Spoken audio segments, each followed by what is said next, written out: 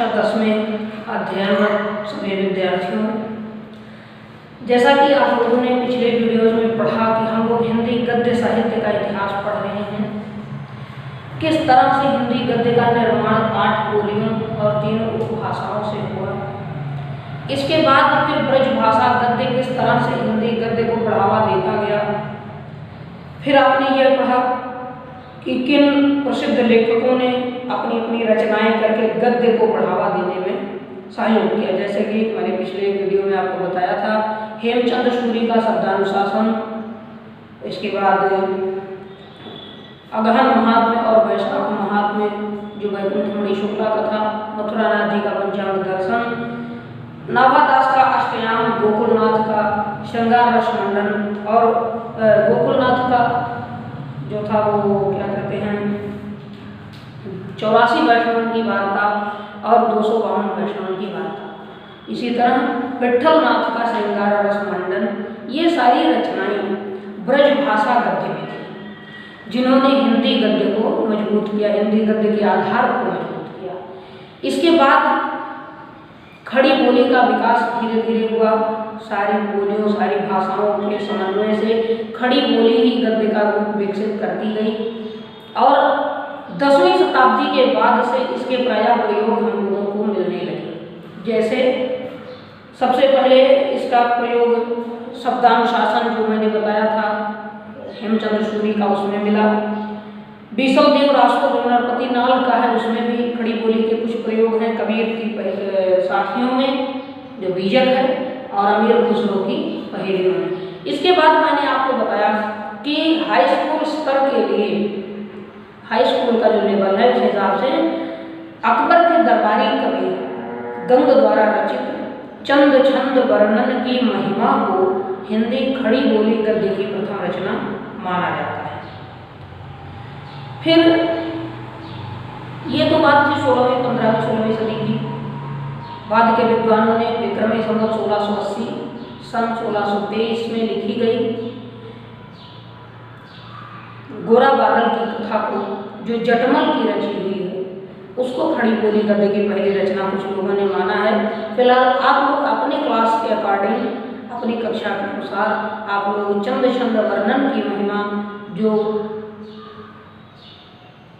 गंग के द्वारा लिखी गई है उसको आप लोग लिखेंगे। इसके बाद 16वीं सदी को आप छोड़ दीजिए, ये तो प्राचीन काल की बात है। अब आते हैं हम अपने मुख्य मुद्दे पर, जिस हिंदी को हम पढ़ रहे हैं, जो वास्तव में आज हमारे सामने है, जिसमें कोई बनावटीपन नहीं, सब कुछ स्पष्ट है। इस हिंदी का आरंभ मैंने आपको शुरुआत में बताया था कि 19वीं शताब्दी में हुआ। 19वीं शताब्दी में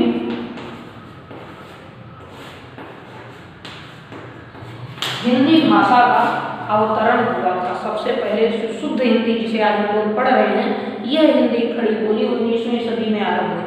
लेकिन 19वीं सदी में इसके वास्तविक प्रयोग होने से कुछ पहले, अर्थात 18वीं सदी के अंत में कुछ प्रयोग इसके और भी होने लगे थे। कुछ लोग धीरे धीरे शुरू कर चुके थे।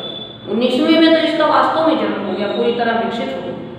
18वीं सदी में इसके कुछ प्रयोग मिले हैं हम लोगों को। जैसे सबसे पहली रचना है राम प्रसाद निरंजनी की भाषा योग वाशिष्ठ। आप लोग अब लिखना शुरू कर देंगे। जिन लेखकों के नाम और रचनाओं के नाम मैं लिख रहा हूँ उसको लिखिए। 18वीं सदी में आप हेडिंग डालेंगे, 18वीं सदी में खड़ी बोली हिंदी में रचना करने वाले विद्वान आप लिखेंगे। सबसे पहले हैं राम प्रसाद निरंजनी।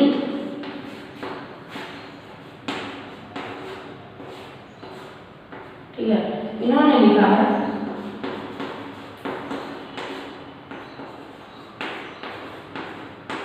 भाषा योग वाशिष्ठ।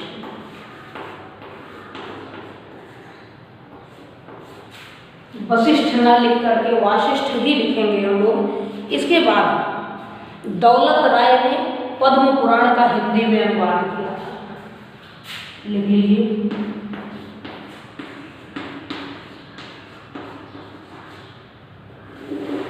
नाम है, लेखक का नाम दौलत राय। इन्होंने जो संस्कृत का आपका पद्म पुराण है इसको हिंदी में अनुवाद किया। ठीक है, तो आप इसे लिखेंगे पद्म पुराण का हिंदी अनुवाद। ठीक, फिर अगले लेखक जो है दौलत राय के बाद मथुरानाथ का पंचांग दर्शन तो आपने पढ़ा ही है, मैंने इसके बारे में आपको बताया भी है। लिख सकते हैं आप मथुरानाथ का पंचांग दर्शन।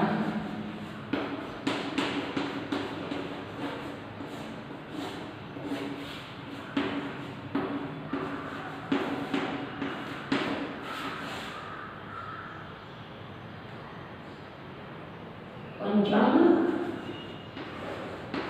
दर्शन, ध्यान दीजिए पंचांग जो हमारा है ये शुद्ध रूप नहीं है इसे लिखने का, इसको हम लोग इस तरह से लिख सकते हैं। सबसे पहले ऐसे आप अंगा बना करके और उसके नीचे हलक लगा दीजिए और कपड़ा लिखिए। ठीक, ये है पंचांग दर्शन।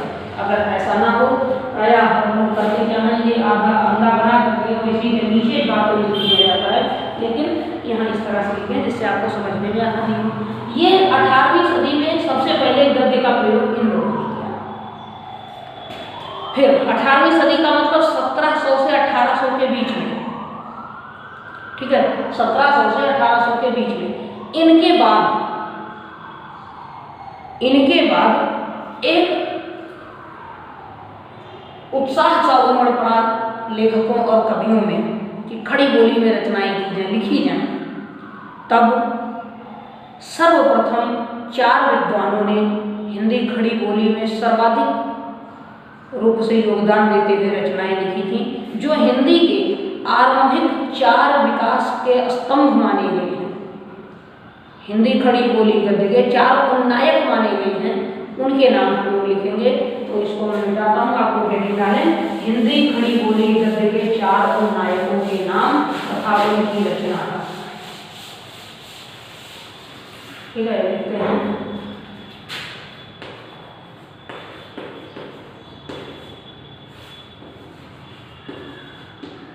हिंदी खड़ी बोली गद्य के 4 उन्नायक।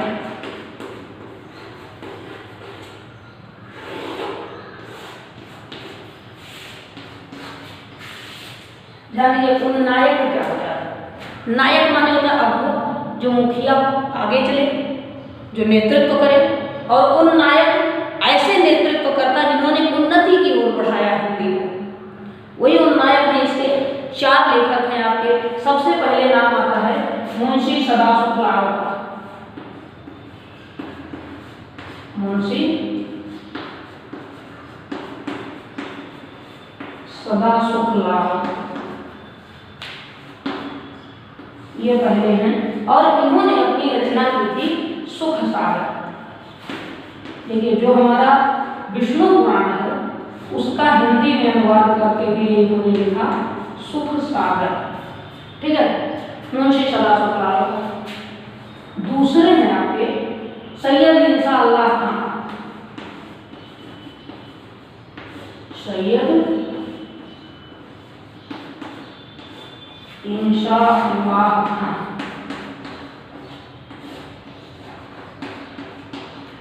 इन्होंने रानी केतकी की कहानी लिखी है। ये सारी चीजें आप लोगों नोट करके भी, ठीक है, रानी केतकी की कहानी। फिर तीसरे जो लेखक हैं आपके वो थे सदर मिश्र।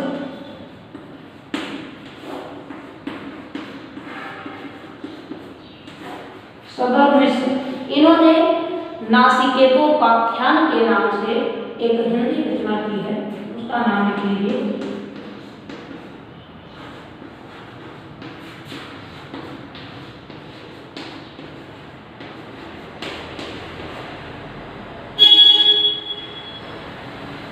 ये है नासिकेतोपाख्यान। और जो चौथे हैं वो है आपके लल्लू लाल, और उनकी रचना है प्रेम लिख सकते हैं आप। जो चौथे हैं वो हैं आपके लल्लूलाल। इनकी रचना जो है वो श्री कृष्ण भगवान की कथा भागवत का अनुवाद प्रेम सागर के नाम से इन्होंने लिखा है। ध्यान दीजिए, ये 18वीं शताब्दी में हिंदी के 4 प्रमुख नायक हैं और उनकी 4 रचनाएं हैं। मुंशी सदाशिवलाल की रचना है सुख सागर। इंशाअल्लाह खां की रचना है रानी केतकी की कहानी। सदर मिश्र ने लिखा नासिकेतोपाख्यान और लल्लूलाल का प्रेम सागर। ध्यान दीजिए, ये जो लल्लूलाल जी हैं ये अंग्रेजों के द्वारा कलकत्ता में स्थापित किए गए फोर्ट विलियम कॉलेज में, ध्यान से सुनिएगा, फोर्ट विलियम कॉलेज में ये पढ़ाया करते थे। लल्लूलाल फोर्ट विलियम कॉलेज के ये प्रवक्ता हुआ करते थे। तो आप समझ सकते हैं कि 17वीं शताब्दी में अंग्रेजों के राज में इन्हें अंग्रेजों के यहाँ अवसर मिला था कितने विद्वान रहे होंगे। सबसे पहले ये हैं फोर्ट विलियम कॉलेज में पढ़ाते थे। इसको आप लोग नोट कर लेंगे और इसके बाद तब हम लोग हिंदी का काल विभाजन पढ़ेंगे।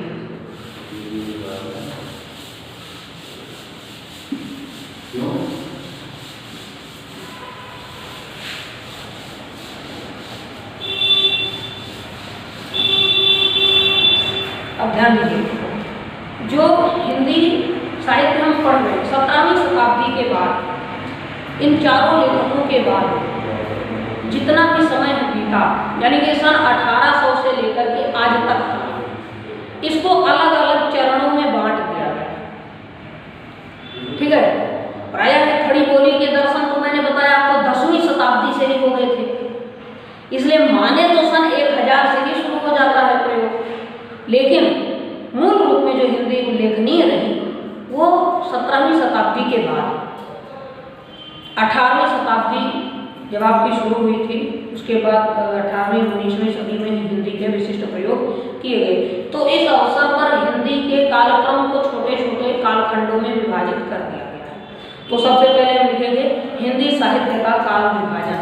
आप लोग लिख सकते हैं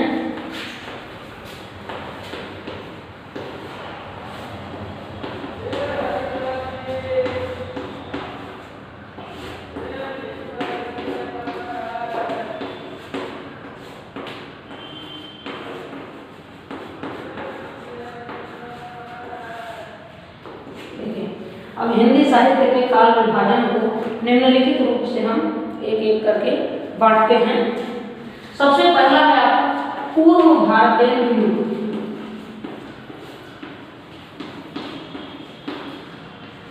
नहीं, एक मिनट, ऐसे ना लिख करके हम लोग इसको पहले लिखते हैं नवजागरण का।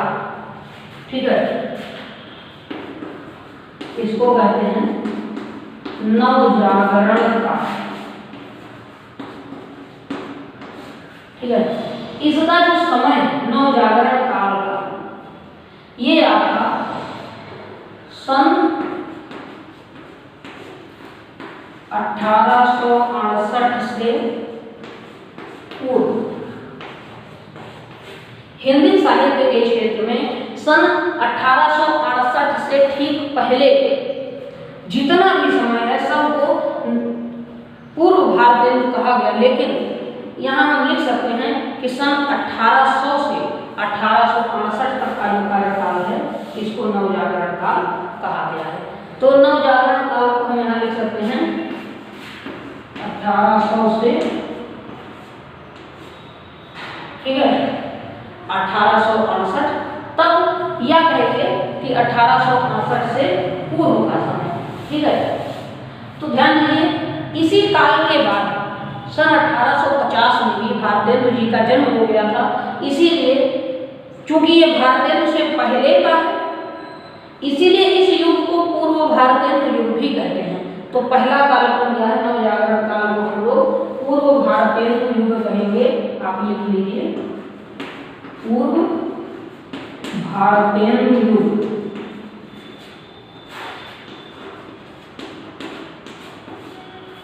अब ध्यान दीजिएगा, भारतेंदु से पहले का समय है इसलिए पूर्व भारतेंदु युग, किंतु नवजागरण कब था? 17वीं 18वीं शताब्दी में भारत में अंग्रेजों का शासन था। तो उस समय आप जानते हो 1857 में प्रथम स्वतंत्रता संग्राम हमारा लड़ा गया था अंग्रेजों के विरुद्ध, जिसमें पूरे देश के विभिन्न क्षेत्रों से, अलग अलग हिस्सों से अलग अलग नेतृत्वकर्ताओं ने, हमारे क्रांतिकारियों ने अंग्रेजों का विरोध किया था। तो उस समय क्या था, जागरण का काल आया था। आपने कविता पढ़ी है कि सिंहासन हिल उठे राजवंशों ने भ्रकुटी तानी थी, बूढ़े भारत में भी आई फिर से नई जवानी थी।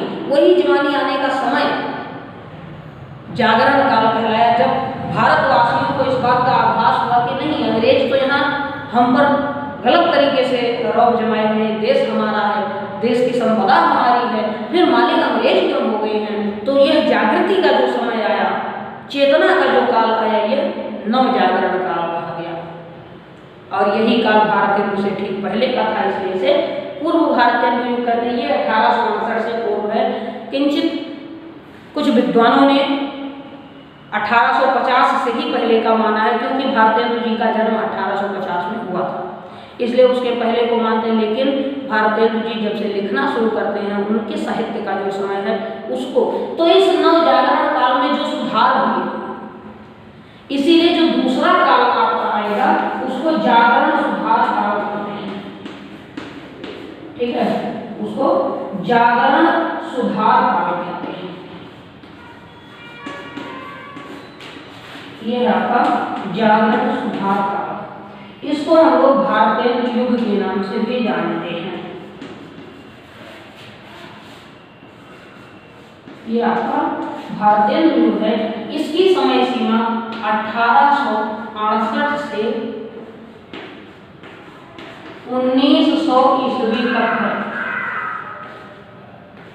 ठीक है, भारतीय युग का जो समय है ये 22 वर्ष जो आपको दिए जा रहे हैं, 22 वर्षों का समय भारतेंदु जी के लिए माना गया कि भारतेंदु हरिश्चंद्र का कार्यकाल जो था, भारतेंदु 1868 से 1900 ईस्वी तक, इस काल में प्रमुख लेखक भारतेंदु हरिश्चंद्र जी हुए, बद्री नारायण चौधरी प्रेमधन हुए, बालकृष्ण भट्ट, प्रताप नारायण मिश्र आदि विशिष्ट लेखक हुए थे, जिन्होंने नई नई विधाओं को जन्म दिया। केवल एक तरफ से जिस हिंदी को यकायक लिख दिया जाता था, उसको अलग अलग विधाओं में बांट दिया, निबंध को अलग किया, नाटक अलग किया, एकांकी को लिखा, उपन्यास लिखे, कहानियां लिखी, सब कुछ अलग अलग हुआ। हिंदी साहित्य में अभूतपूर्व सुधार करने के कारण इतना योगदान दिया भारतेंदु जी ने, जितना उससे पहले किसी ने नहीं दिया था। और जो विभिन्न भाषाओं का मेल से हिंदी एक खिचड़ी जैसी बन गई थी, उसको शुद्ध खड़ी बोली के रूप में स्थापित किया। इसीलिए भारतेंदु हरिश्चंद्र जी को ही हिंदी खड़ी बोली गद्य का जनक कहा जाता है। पॉइंट नोट कर लीजिएगा, भारतेंदु में इधर लिख लीजिएगा कि भारतेंदु हरिश्चंद्र जी को हिंदी खड़ी बोली गद्य का जनक कहा जाता है। ध्यान दीजिएगा, भारतेंदु हरिश्चंद्र का असली नाम हरिश्चंद्र ही था। इन्हें भारतेंदु की उपाधि दी गई और इन्होंने इस उपाधि को अपने नाम के पहले जोड़ा, इसीलिए भारतेंदु हरिश्चंद्र कहलाते हैं। तीसरा जो युग आएगा, भारतेंदु हरिश्चंद्र के बाद महावीर प्रसाद द्विवेदी नाम के एक परम विद्वान हुए, जिन्होंने हिंदी को और भी सुधार दिया। भारतेंदु जी से जो कुछ छूट गया था उसे भी सुधार कर संस्कृत से मिलाया और परम शुद्धता की ओर ले गए हिंदी को, इसीलिए उस काल को द्विवेदी युग कहते हैं। ध्यान दीजिए, जो का तीसरा होगा लगता है द्विवेदी युग।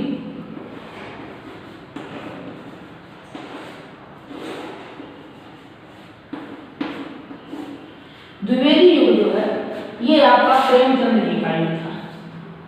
ठीक है, ये प्रेमचंद का युग था। इस काल में प्रेमचंद जी शुरू किए लिखना, और प्रेमचंद इसके बाद के युगों में भी लिखते रहे। ठीक है, ये आचार्य महावीर प्रसाद द्विवेदी जी द्वारा प्रत्याभूत है। इस काल में सरस्वती नाम की एक ऐसी पत्रिका आरंभ की गई जिसने हिंदी की दिशा और दशा दोनों बदल करके रख दी। इस काल के आरंभ होने के समय ही, यानी भारतेंदु युग का जो अंतिम साल था सन 1900, और इसका जो पहला साल होगा उसी में काशी में, बनारस में नागरी प्रचारिणी सभा की स्थापना की गई। श्याम सुंदर दास जी ने, डॉक्टर श्याम सुंदर दास ने सन 1900 में, कुछ विद्वान इसको 1898 मानते हैं, लेकिन नहीं, 1900 में काशी नागरी प्रचारिणी सभा की स्थापना की और 1902 में महावीर प्रसाद द्विवेदी जी ने सरस्वती पत्रिका निकालना शुरू कर दिया था, जिसको आप लोग नोट कर लेंगे कि श्याम सुंदर दास ने सन 1900 में नागरी प्रचारिणी सभा स्थापित की। उस सभा के अध्यक्ष 1902 में महावीर प्रसाद द्विवेदी जी हुए और इन्होंने सरस्वती नाम की पत्रिका का संपादन 1902 में शुरू किया था।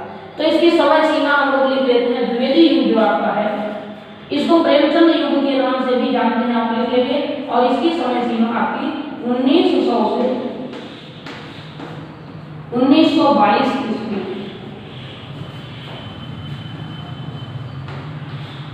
1900 से 1922 ईस्वी तक द्विवेदी युग माना गया है।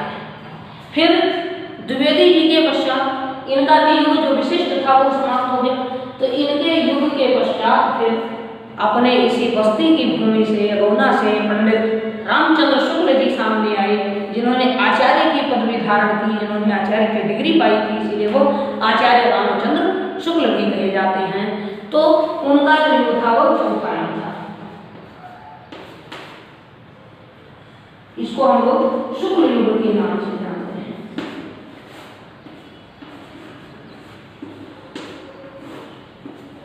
ठीक है, शुक्ल युग क्या है? इसकी समय सीमा जो है वो 1922 से 1938 तक ही थी। 1922 ईस्वी से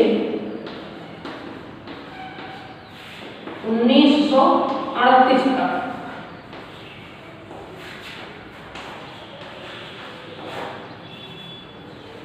ये रामचंद्र शुक्ल जी का कार्यकाल था। शुक्ल जी के युग को ही काव्य के इतिहास में छायावाद युग के नाम से जानते हैं।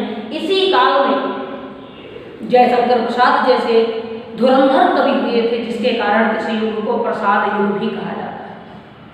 फिर जयशंकर प्रसाद हुए, सुमित्रानंदन पंत हुए, सूर्यकांत त्रिपाठी निराला आए और महादेवी वर्मा।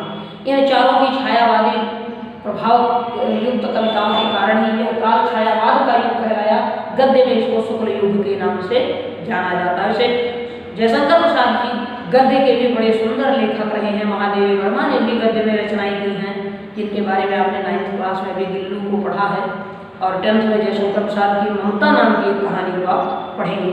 तो ध्यान दीजिए, शुक्ल जी के बाद 1938 के बाद हिंदी में बहुत विद्वान हुए, एक से बढ़कर एक, लेकिन कोई भी उस स्तर का विद्वान नहीं हुआ जिसके नाम से हिंदी के बाद के काल को जाना जाए।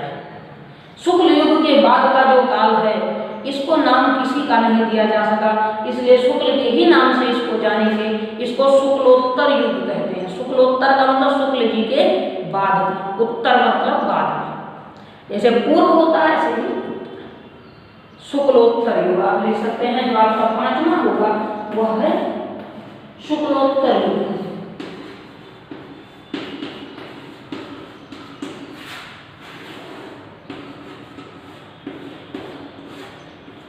ठीक है, इसकी समय सीमा 1938 से आज तक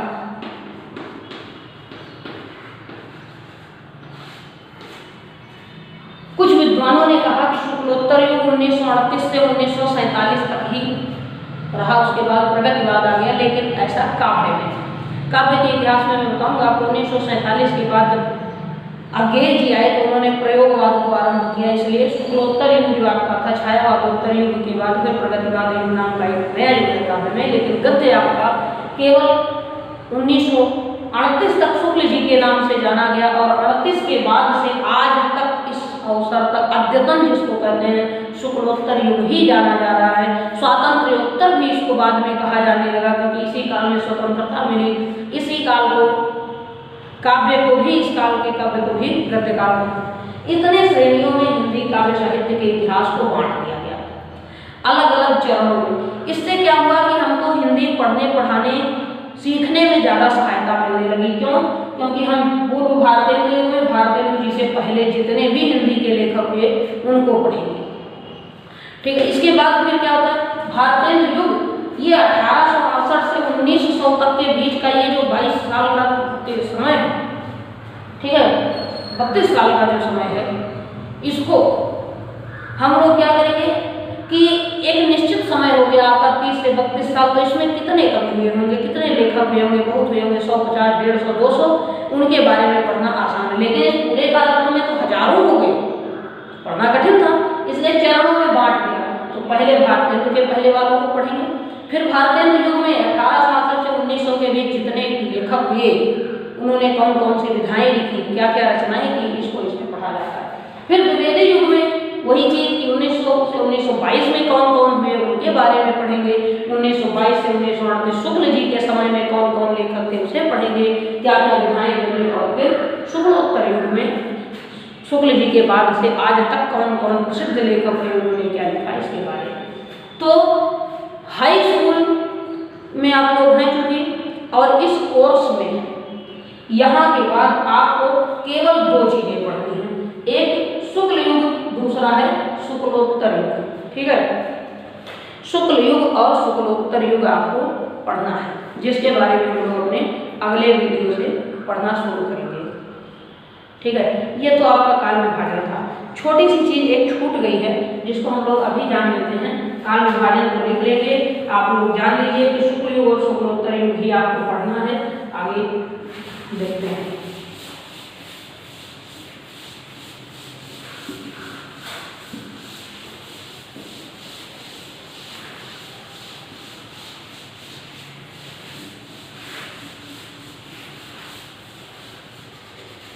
जो छूटी हुई चीज है उसको आप लोग जान लीजिए। जो पूर्व भारतेंदु युग था उसमें कुछ संस्थाएं स्थापित की गई थी, कुछ संस्थाओं की स्थापना की गई थी, कुछ ऐसे संगठन बने थे जिन्होंने हिंदी खड़ी बोली के प्रचार प्रसार में सहायता की थी, जिनके बारे में हम लोग पढ़ने चल रहे हैं। सबसे पहले देख लीजिए कौन कौन था। पूर्व भारतेंदु युग में 2 प्रसिद्ध लेखक हुए थे, आप लिख सकते हैं, हेडिंग डाल लीजिएगा पूर्व भारतेंदु युग, और उसमें 2 लेखक हुए थे। पहले थे राजा शिव प्रसाद सितारे हिंदू,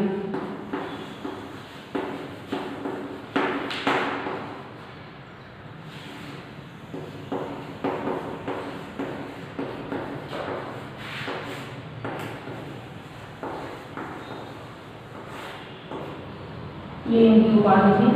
ठीक है, शिव प्रसाद सितारे हिंद जो थे ये 1823 से 1895 इनका जीवन काल था, लेकिन ये पूर्व भारतेंदु युग में थे।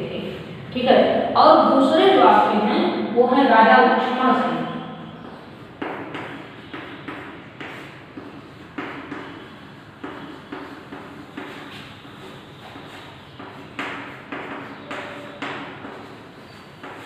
ध्यान दीजिएगा, जैसा कि मैंने आपको बताया कि लल्लू लाल जी जो थे वो फोर्ट विलियम कॉलेज कलकत्ता में प्रवक्ता हुआ करते थे, उसी तरह शिव प्रसाद सितारे हिंद भी फोर्ट विलियम कॉलेज में पढ़ाते थे। ठीक है, तो आपसे पूछा जा सकता है कि हिंदी साहित्य के ऐसे 2 कौन से विद्वान थे जो फोर्ट विलियम कॉलेज में पढ़ाते थे, या फोर्ट विलियम कॉलेज के ऐसे 2 कौन से अध्यापक थे जिन्होंने हिंदी साहित्य में महत्वपूर्ण भूमिका निभाई है। तो पहले हैं लल्लू लाल और दूसरे हैं शिव प्रसाद सितारे हिंद जी। इन दोनों ने हिंदी का विकास किया था। पूर्व भारतेंदु के ध्यान दीजिए, शिव प्रसाद सितारे हिंद जी जो थे ये उर्दू मिश्रित हिंदी भाषा लाना चाहते थे, उर्दू मिश्रित हिंदी। इन्होंने हिंदी भाषा में उर्दू के शब्दों को मिला करके उसको अधिक विकसित करना चाहा, जबकि जो राजा लक्ष्मण सिंह थे ये शुद्ध संस्कृत निष्ठ हिंदी लाना चाहते थे। ठीक है, संस्कृत निष्ठ हिंदी का प्रयोग करना चाहते थे, किंतु इन लोगों के कार्यकाल के बाद ही हमारे भारतेंदु जी का उदय हुआ, और भारतेंदु जी ने इन दोनों के मत को ग्रहण करते हुए खड़ी बोली को एक नया रूप दे दिया, और वो खड़ी बोली गद्य के जनक बन गए। उतनी सेवा किसी ने नहीं की। भारतेंदु जी ने 2 पत्रिकाओं का संपादन किया, एक थी हरिश्चंद्र मैगजीन जिसे बाद में हरिश्चंद्र चंद्रिका के नाम से जाना गया, हरिश्चंद्र चंद्रिका, और एक थी उनकी कवि वचन सुधा।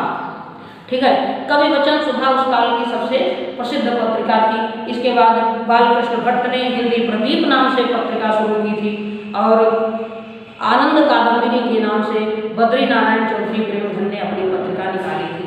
उसी काल में प्रताप नारायण मिश्र ने ब्राह्मण नाम की पत्रिका का भी संपादन किया था।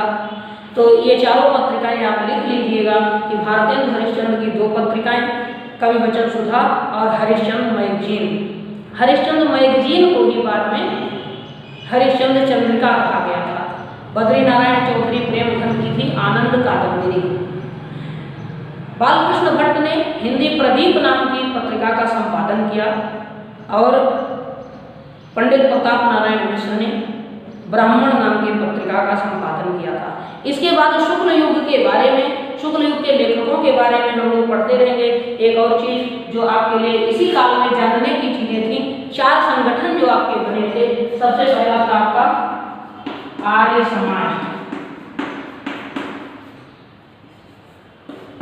ठीक है। दूसरा था ब्रह्म समाज, ठीक है। फिर रामकृष्ण मिशन, रामकृष्ण मिशन, और चौथा था थियोसॉफिकल सोसाइटी।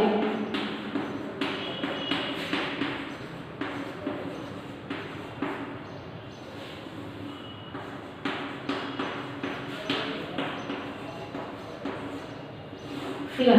इन चारों में भी ये आपके जो 4 संगठन थे, इन्होंने हिंदी खड़ी बोली गद्य के विकास में परम योगदान दिया।